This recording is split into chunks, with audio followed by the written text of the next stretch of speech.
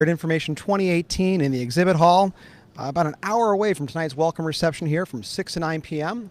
But joining me right now is ITC's Ron Lucier, our senior instructor and also trainer for optical gas imaging. Yep. How's the conference going? Oh, it's fantastic. I've been, I think this is my 17th conference. I've been to all of them. And it's more of a technical conference, but for us as instructors, we get a chance to see our friends. Yeah, and to me, that's the best part. Now, OGI's got several presentations here this week. For those that are the uninitiated, I guess, could you explain a little bit about optical gas imaging in industry? Sure. Well, in optical gas imaging, we use a camera like the GFX 320 here, and it's an infrared camera. It's a cooled camera, mid-wave camera, and it has a special filter. And this particular filter here is designed to look for hydrocarbons. And so we see very, very small leaks of methane, ethane, propane, and it's a variety of uses. But we also have other optical gas imaging cameras. Some look for carbon dioxide, and that's widely used in the electric utility industry. If you're looking for hydrogen leaks in a generator, they insert a little bit of CO2 into the generator and watch where it leaks out. We can't see hydrogen, we can't see nitrogen, but we sure can see CO2. So a lot of benefits for a lot of industries that are out there. And we provide the training, right, for the optical gas imaging. Can you talk a little bit about the classes with ITC and OGI? Sure. Yeah, the class is a 2.5-day class. It's a certification class, and boy, do we put them through the ringer.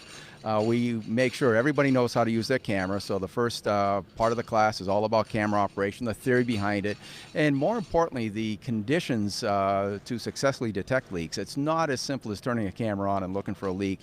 You have to know where the gas could be coming from, what type of gas, how to select the correct camera, because not only beyond the CO2, we also have carbon monoxide cameras, we have freon cameras, ammonia, sulfur hexafluoride, and we cover pretty much all those gases, and all of the conditions that are necessary to successfully detect very, very, very small leaks.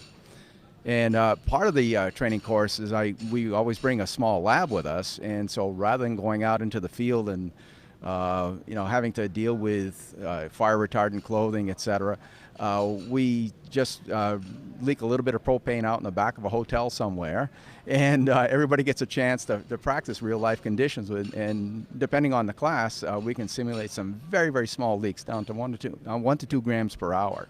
So how important would you say is the training overall to the success that you're going to have with the technology? It seems critical. It is critical. It's very critical, and it's also required. The new U.S. rule, NSPS Quad OA, part of the rule, you have to demonstrate that the inspectors were adequately trained. And how can you do that unless you come to a class? And that whole rule is documenting that you are successful in detecting leaks, that you're there at the right time, and we cover all of the conditions necessary to do that. And so those classes are available off the ITC website. Correct. It's infraredtraining.com/schedule, and you'll see a variety of dates listed. I know we've got them all over the U.S. Yep. And for the conference, for information, we're going to continue on here. You can follow us online on Facebook, Twitter, and Instagram using the hashtag InfraMation18. We've got the welcome reception coming up here in a little bit. We've got the giant Jenga setup up here as well. We got cornhole, live music. It's going to be a great evening here from Austin, Texas at the Hilton. Thanks for your time, Ron. Hey, anytime. It's a blast here. We'll see you online again soon.